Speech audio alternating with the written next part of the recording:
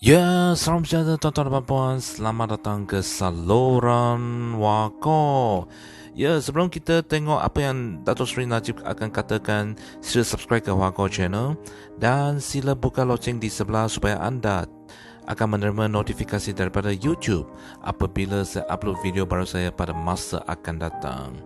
Jadi tuan-tuan dan puan, sila subscribe sekarang dan jom kita tengok apa yang dikatakan oleh Najib Razak. Ya. Setelah selesainya prosedur mahkamah semalam, saya ditemui wakil Lembaga Hasil Dalam Negeri LHDN di kediaman peribadi saya petang tadi, di mana saya diberikan notis muflis berkaitan dengan ringkasan penghakiman cukai pendapatan saya dari tahun 2011 hingga tahun 2017. Mungkin tindakan memberi saya notis muflis pada hari pertama rayuan kes saya didengari adalah bertujuan untuk menyandar garam ke luka ketidakadilan yang masih berdarah atau untuk terus memalukan saya. Bagaimana ia terjadi?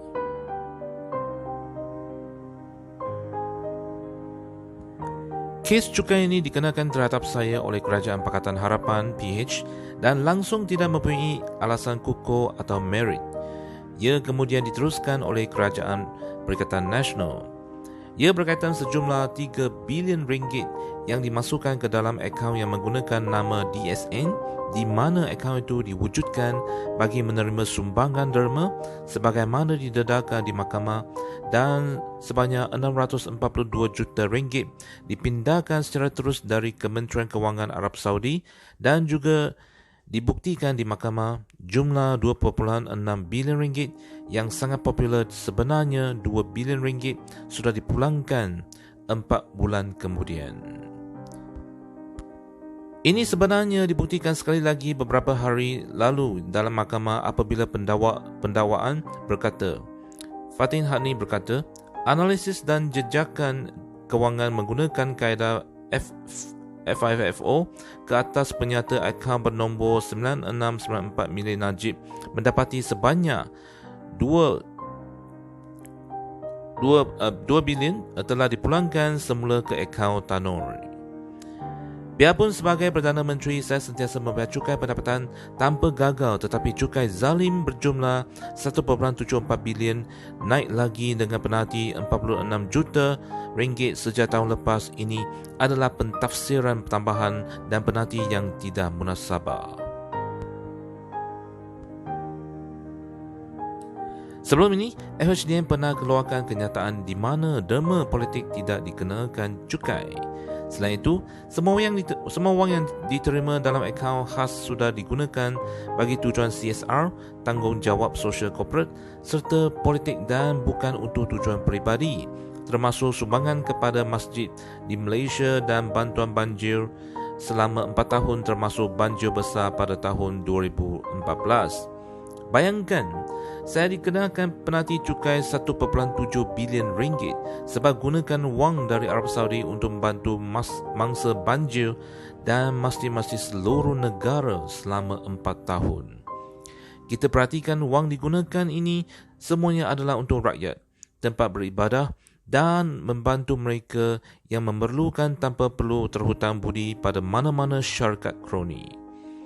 Kesemua akauntan percukaian dan peguam percukaian termasuk yang berpengalaman di negara ini bersetuju bahawa kerajaan tiada merit untuk mengenakan penalti seperti itu dan tindakan itu sebagai tidak munasabah.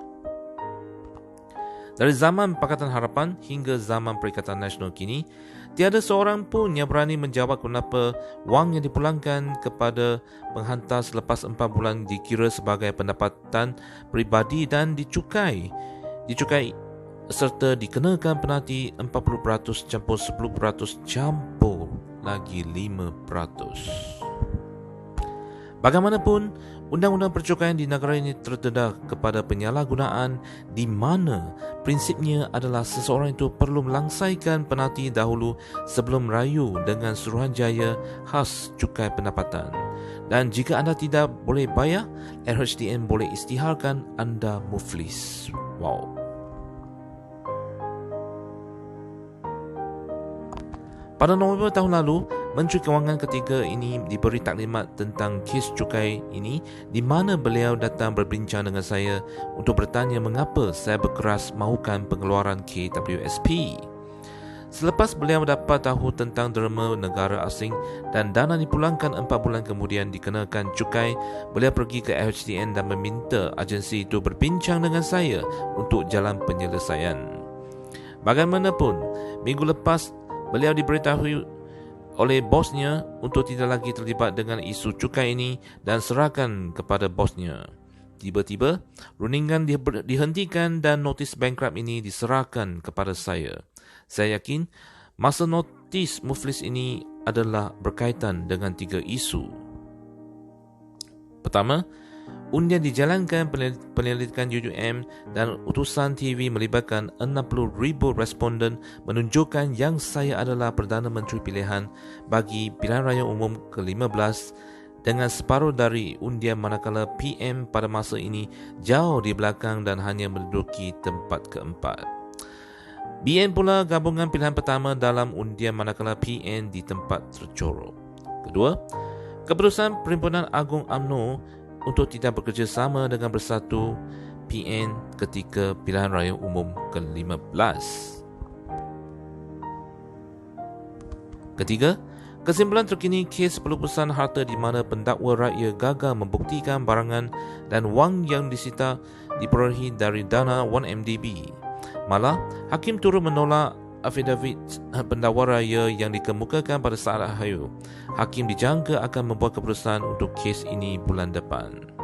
Keempat, bermulanya rayuan kes SRC di mana kami mempunyai 307 alasan kukuh mengapa hakim tidak berpengalaman yang tidak memiliki pengalaman kendali kes jenayah dan tiba-tiba dipindahkan dari Mahkamah Sivil menggantikan hakim jenayah berpengalaman selepas perbicaraan bermula, membuat keputusan salah dan mensabitkan saya. Peguam saya yakin saya mempunyai peluang yang baik dalam rayuan ini, apatah lagi ahli keluarga salah seorang saksi pendakwaan didapati menerima ratusan juta dari Jolo selepas sabitan saya. Apakah kesan akibat dari notis bankrupt ini? Pertama, saya akan kehilangan status ahli parlimen pekan dan pilihan raya kecil akan diadakan. Kedua, saya tidak lagi layak untuk bertanding dalam pemilihan parti dan pilihan raya. Ketiga, saya akan kehilangan semua wang simpanan yang saya kumpulkan semasa bekerja dalam perkhidmatan kerajaan di mana ia sekarang digunakan untuk menyara hidup dan membayar peguam saya. Bagaimana saya nak membela diri dan membersihkan nama saya dalam kes-kes mahkamah jika saya dibankruptkan, akaun bank saya dibeku, pendapatan dari jawatan ahli parlimen dihentikan dan akibatnya saya tidak dapat mengupah peguam bela? Keempat, saya tidak akan mempunyai wang lagi untuk bayar fee peguam saya bagi menjalankan tugas pembelaan di mahkamah. Kelima, saya tidak akan terima kembali barangan dan wang yang disita biarpun jika saya menang kes itu. Melihat ke depan, pertama, saya tidak akan tunduk kepada individu yang menyalahgunakan undang-undang negara ini untuk menzalimi saya atas dasar politik dan ketamakan untuk berpaut pada kuasa. Kedua, saya akan terus bersuara demi rakyat Malaysia. Ketiga, saya telah meminta peguam untuk mendapatkan perintah penangguhan hukuman.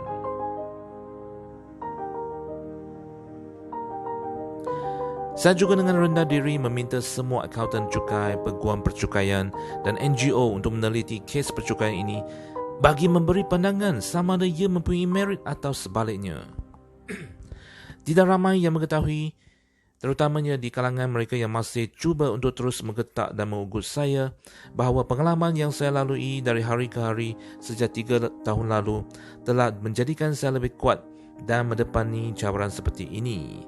Saya tahu, jauh di sudut hati saya bahawa niat di sebalik pemberian notis ini melangkaui sekadar prosedur perundangan dan pelaksanaan yang harus dipenuhi oleh pihak berkuasa. Setelah saya menghadapi pemberian notis tersebut, saya tidak boleh melepaskan coretan pemikiran yang melenggu saya sejak sekian lama. Sejurus tamatnya Perhimpunan Agung UMNO baru-baru ini, wujud beberapa insiden dan tuduhan tidak disenangi yang dihunuskan kepada saya dan beberapa individu lain di dalam parti. Mungkinkah dalam kerakusan sesetengah pihak dalam persiapan pemilihan parti yang dijangka akan berlaku tidak lama lagi, ada yang berkompromi dengan musuh dan secara tidak langsung mendedarkan diri mereka yang sebenar kepada saya? Satu yang pasti bahawa saya adalah kekokohan mereka akan memakan diri kerana ia telah membuktikan kepada saya sesuatu yang telah lama saya syaki, iaitu terdapat lebih dari satu pihak seakan invisible hand yang mahu bergelut untuk menggawa kuasa dalam parti UMNO dan kemudiannya mendapat kuasa di Putrajaya.